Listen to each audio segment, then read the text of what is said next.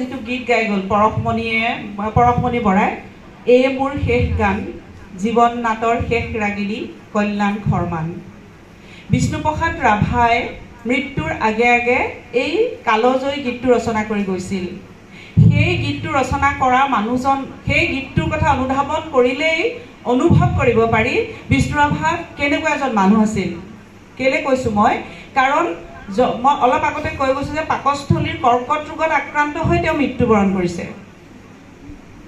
মৃত্যুমুখী এজন মানুহৰ মানসিক অৱস্থা, শাৰীৰিক অৱস্থা কেনেকুৱা হ'ব বা কেনেকুৱা হ'ব পাৰে আমি সকলোৱে অনুভৱ কৰিব পাৰোঁ, অনুমান কৰিব পাৰোঁ।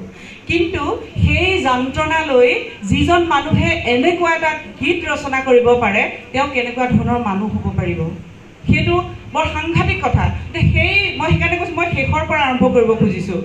সেই কথাটো অনুধাৱন কৰিলেই আমি জানিব পাৰোঁ যে বিষ্ণু ৰাভা আচলতে কেনেকুৱা ধৰণৰ এজন ব্যক্তিত্ব সম্পন্ন, সাংস্কৃতিক প্ৰেমী, সাংস্কৃতিক মনৰ মানুহ আছিল।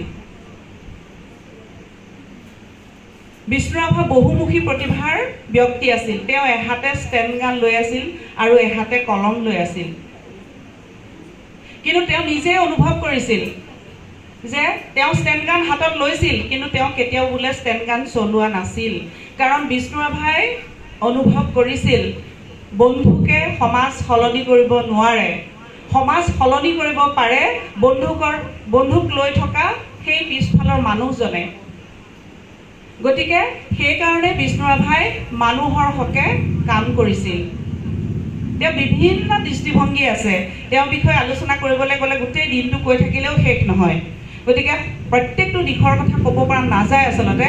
কিন্তু ছাত্ৰ ছাত্ৰীসকলক মই বিশেষভাৱে ক'ব খুজিছোঁ, তেওঁ কেনেকুৱা এজন মানুহ আছিল যে তেওঁ দেখাত এজন, মই কৈছোঁ যে তেওঁ ষ্টেণ্ড গান লৈ আছিল, নিষিদ্ধ এটা ষ্টেণ্ড গান, আগ্নেয়াস্ত্ৰ লৈ থকা, মাৰণাস্ত্ৰ লৈ থকা মানুহ।